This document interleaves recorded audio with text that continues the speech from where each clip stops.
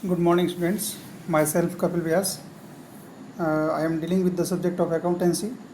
Today's topic is accounting equations. First of all, we know meaning of an accounting equations. An accounting equation is a mathematical expression which show that the assets and liability of the firm are equal. Firm की जितनी भी assets होती है और liability जो होती है हमेशा इक्वल होती है. An accounting equation is based on the dual aspect concept of accounting, meaning every transaction has two aspect, debit and credit. हमने जब अकाउंटिंग कॉन्सेप्ट जब पहले पढ़ी थी उसमें मैंने आपको बताया डुअल एस्पेक्ट कॉन्सेप्ट, जिसमें मैंने आपको ये बताया था कि कोई भी जब ट्रांजैक्शन जो होता है उसके कम से कम दो साइड्स होते हैं. Every transaction has two sides, one side is debited and another side is credited. It hold that for every debit there is a credit of equal amount and vice versa. जितने amount से कोई भी transaction debit होता है तो same उसी amount से वो क्रेडिट भी होगा. इसीलिए बिजनेस की जितनी भी एसेट्स होती है वो हमेशा लायबिलिटी और उसका जो टोटल क्लेम होता है उसके इक्वल होती है. It means total claim those of outsider end of the proprietors will always equal the total of the assets of the firm. The claim, also known as equities, are of two types. Claim जो होते हैं, total जो claim है उसको equities भी बोलते हैं, equity बोलते हैं. ये टू टाइप्स की होती है, एक तो होती है इंटरनल इक्विटी और एक होती है एक्सटर्नल इक्विटी. इंटरनल इक्विटी और ऑनर्स इक्विटी या जिसको कैपिटल वर्ड जो देते हैं, ये एक ही चीज़ है जो बिजनेसमैन को पे करना होता है. एक बिजनेसमैन को जो भी पे करना होता है वो होता है ऑनर्स इक्विटी. सेकंड, लायबिलिटी और amounts due to outsider, that is outsider equity. जो भी अमाउंट है जो या लायबिलिटी है जो अपने को बाहर के जो लोग हैं जैसे सप्लायर है जो बिजनेस को गुड्स सप्लाई करते हैं उनको जो पे करना है वो होती है आउटसाइडर इक्विटी. इसको हम इक्वेशन में जब भी एक्सप्रेस करना चाहें, जो मैंने इक्वेशन इसमें दी आपको जो बॉक्स के अंदर है हाईलाइट करके रखा है, assets equals to equities. Assets जितनी भी होगी, चाहे इंटरनल एसेट ये फिक्स एसेट्स है या करंट एसेट्स है, और इक्विटी जो इंटरनल इक्विटी है चाहे एक्सटर्नल इक्विटी है, ये हमेशा इक्वल होती है. या इसको हम ऐसे लिख सकते हैं, assets equals to liabilities plus capital. या इसको और एक्सप्लेन करना चाहे तो ये लिख सकते हैं liability equals to assets minus capital. या एक और इक्वेशन अगर अपन बनाते हैं वो होगी capital equals to assets minus liability. The above relationship is known as accounting equation और बैलेंस शीट इक्वेशन. इसको बैलेंस शीट इक्वेशन भी बोलते हैं. An accounting equations always hold true with every change that occur due to transactions entered into. जो भी transaction होगा उस transaction से अकाउंटिंग इक्वेशन बार बार चेंज होती जाएगी. It is because of the reason that is based on dual aspect concept of accounting. जो dual aspect of concept है accounting की, उस concept के बेस पे ये जो है बार बार जो है accounting equation जो है चेंज होती रहती है. जैसे ही आपका कोई ट्रांजेक्शन होगा उसका इफेक्ट डेबिट में भी आएगा और उतना को उतना सेम इफेक्ट क्रेडिट साइड में भी आएगा. अब हम आगे जो है process of preparing accounting equation जो है इसके ऊपर डिस्कस करेंगे कि हमें अकाउंटिंग इक्वेशन अगर प्रिपेयर करनी है तो किस टाइप से हम प्रिपेयर कर सकते हैं. The process of accounting equations begins with analysing the transaction in term of variables that is assets, liabilities, capital, revenues and expenses. सबसे पहले हम क्या करेंगे, जो ट्रांजैक्शन दे रखा है उसका एनालाइज करेंगे और उसमें जो वेरिएबल्स दे रखे हैं, वेरिएबल्स मींस एसेट्स है या लायबिलिटी है, कोई भी ट्रांजैक्शन होगा उसके टू साइड्स तो होंगे. तो एक साइड जो है उसमें एसेट्स हो सकता है, दूसरा लायबिलिटी हो सकता है, या कैपिटल हो सकता है, रेवेन्यू हो सकता है, या एक्सपेंसेस हो सकता है. तो सबसे पहला हमारा ये काम होगा ट्रांजैक्शन को रीड करना और रीड करके उसमें से उसका एनालिसिस करके और उसके जो वेरिएबल्स है उसको फाइंड आउट करना. सेकेंड स्टेप आपका होगा decide the effect of the transaction in term of increase or decrease of variable stated in one above, first above.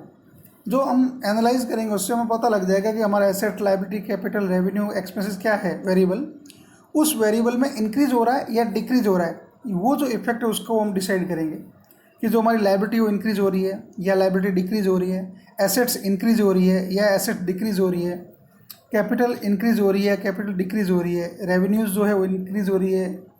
तो इस टाइप से हम उसका जो इफेक्ट है उसमें ये देखेंगे कि इंक्रीज हुआ है या डिक्रीज है। ठीक है। थर्ड जो होगा, record the effect of the relevant side of the equation. जो इंक्रीज और डिक्रीज का इनका इफेक्ट है, जिसको हमें किस साइड में लिखना चाहिए, उसको देख करके फिर हम थर्ड जो स्टेप है उसको हम रिकॉर्ड करते हैं। इसको रिकॉर्ड करने के लिए कुछ जो है हमें अकाउंटिंग इक्वेशंस बनाने के लिए कुछ इसके रूल्स है, उन रूल्स को हमें पढ़ना भी पड़ेगा और उस रूल्स को हमें एक बार समझना पड़ेगा। जब हम उन रूल्स को एक बार समझ लेंगे तो हमारे लिए अकाउंटिंग इक्वेशन प्रिपेयर करना इजी रहेगा। Rules for accounting equations. सबसे पहले फर्स्ट जो इसमें पॉइंट मैंने दिया वो है capital. When capital is increase it is credited. जब भी कैपिटल आपकी इंक्रीज होगी, इसके लिए आपको एक काम करना होगा। जो जनरल के रूल्स जो मैंने मॉडर्न अप्रोच और ट्रेडिशनल अप्रोच जो प्रीवियस में आपको एक्सप्लेन किए थे, उनको आपको पहले लर्न करना होगा, मॉडर्न अप्रोच और ट्रेडिशनल अप्रोच दोनों को। अब इसमें ये है, first of all when capital is increase it is credited, तो प्लस में जाएगा। When the part of capital is withdrawn that is drawing are made it is deducted. जब भी हम ड्राइंग करते हैं बिजनेस से, जो है सेल्फ यूज़ के लिए जो पैसा विड्रॉ करते हैं, तो उस वक्त जो है कैपिटल हमेशा कम होती है, और कैपिटल जब कम होगी तो आपको डेबिट करना है, और कैपिटल जब बढ़ेगी तो आपको उसको क्रेडिट करना है। Interest on capital is expenses for the business and thus profit is reduced by the amount, and since interest on capital is an income for the proprietor it is added to the capital. Interest on capital जो है एक तरह से business के लिए expenses है, but proprietor के लिए इनकम है, तो कैपिटल में ऐड होता है। एक बार कैपिटल में ऐड होगा, एक बार कैपिटल में से लेस होगा। Interest on drawing is a profit for the business, therefore added to the profit and thus capital. Since it is a loss expenses for the owner it is deducted from capital. Interest on drawing जो है वो business के लिए तो income है, but जो proprietor है उसके लिए ये जो है लॉस होती है, एक्सपेंसेस है, तो एक बार इसको कैपिटल में ऐड करेंगे, प्रॉफिट है इसलिए, इनकम है इसलिए। दूसरी बार वो प्रोपराइटर के लिए लॉस है इसलिए उसको कैपिटल में से लेस करेंगे। Second point, revenue. Honours equity is increased by the amount of revenue. जब भी कोई इनकम है, उस इनकम को हम कैपिटल के अंदर ऐड करते हैं, उस इनकम को हम कैपिटल के अंदर क्या करेंगे, ऐड कर लेंगे। एंड एक्सपेंसेस जो भी है, third number point, expenses honours equity is decreased by the amount of expenses. अब इसमें एक और भी है, इनकम इक्वल्स टू क्या होता है, जो अपना पॉइंट है एक्सपेंसेज। एक्सपेंसेज जो है owners equity is decreased by the amount of expenses because of income equals to revenue minus expenses. जितनी भी आपकी टोटल रेवेन्यू है उसमें से आप एक्सपेंसेस को लेस करेंगे तो जो पीछे जो अमाउंट बचता है वो इनकम होती है। Income is the profit earn during an accounting period. Profit increase the honours equity and loss decrease the honours equity. तो जो प्रॉफिट होगा उसको कैपिटल में आपको ऐड करना पड़ता है, और जो लॉस होती है उसको कैपिटल में से लेस करते हैं। फिर point fourth, outsider equity. When liability are increased outsider equities are credited. जब भी लायबिलिटी इंक्रीज होती है तो आउटसाइडर जो इक्विटी है वो इंक्रीज होगी। आउटसाइडर इक्विटीज मीन्स जो लायबिलिटी अपने को दूसरों को पे करनी होती है, उसको अपन जो है ये ऐड करते हैं लायबिलिटी के अंदर। और सेकंड जो है, when liabilities decrease outsider liability are debited. जब लायबिलिटी अपनी डिक्रीज होगी तो आउटसाइडर लायबिलिटी को डेबिट करके और इसको हम कम कर लेंगे। Assets, if an increase in assets the increase is debited in the asset account. If there is decrease in assets the decrease is credited in assets account. जब भी एसेट इंक्रीज होती है तो उसको हम डेबिट करते हैं, मतलब प्लस करते हैं, और जब एसेट डिक्रीज होती है तो हम उसको क्रेडिट करते हैं, मतलब माइनस कर लेते हैं।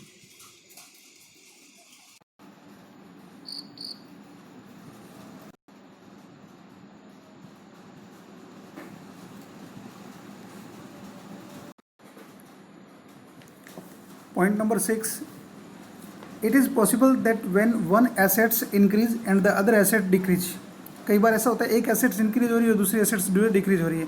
For example purchase of furniture for cash, जब हम फर्नीचर परचेज कर रहे हैं तो कैश आ रहा है और कैश जा रहा है और फर्नीचर आ रहा है, तो फर्नीचर इंक्रीज हो रहा है और कैश डिक्रीज हो रही है। तो जो इंक्रीज हो रहा है उसको प्लस कर लेंगे और जो डिक्रीज हो रहा है उसको माइनस कर लेंगे। It is point number 7, it is possible that one asset decrease and other assets increase. For example sale of furniture for cash, जब हमने फर्नीचर को सेल किया तो फर्नीचर जा रहा है और कैश आ रहा है, तो कैश आ रहा है तो उसको कैश इंक्रीज हो रहा है तो ऐड कर लेंगे, और फर्नीचर जो है डिक्रीज हो रहा है तो उसको लेस कर लेंगे। Point number 8, it is possible that when one liability increase and other liability decrease.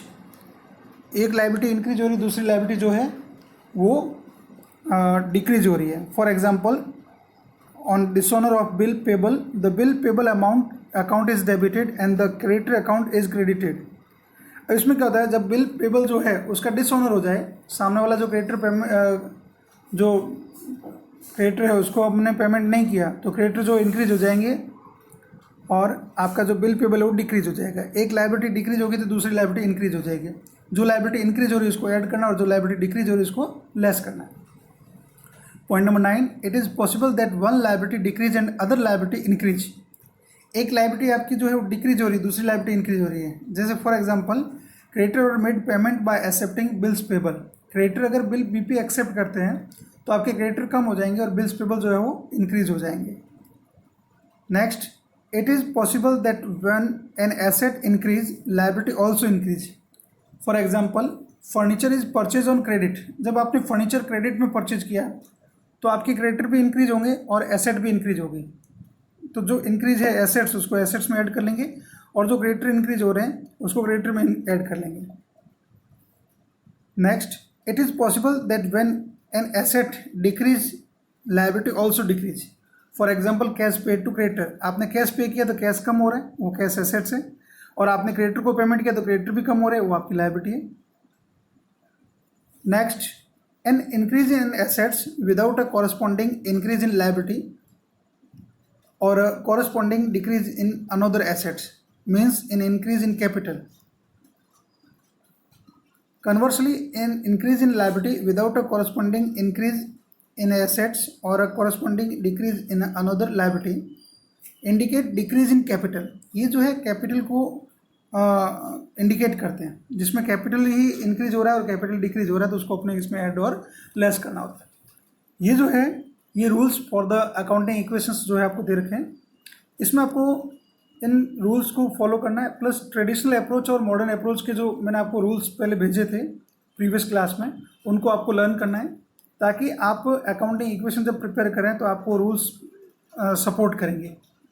और आगे जब हम जनरल एंट्रीज भी पढ़ेंगे तो उसमें ट्रेडिशनल अप्रोच और मॉडर्न अप्रोच के जो रूल्स है वही फॉलो करते हुए आपको जनरल एंट्रीज सीखनी है। All the best, good day, take care.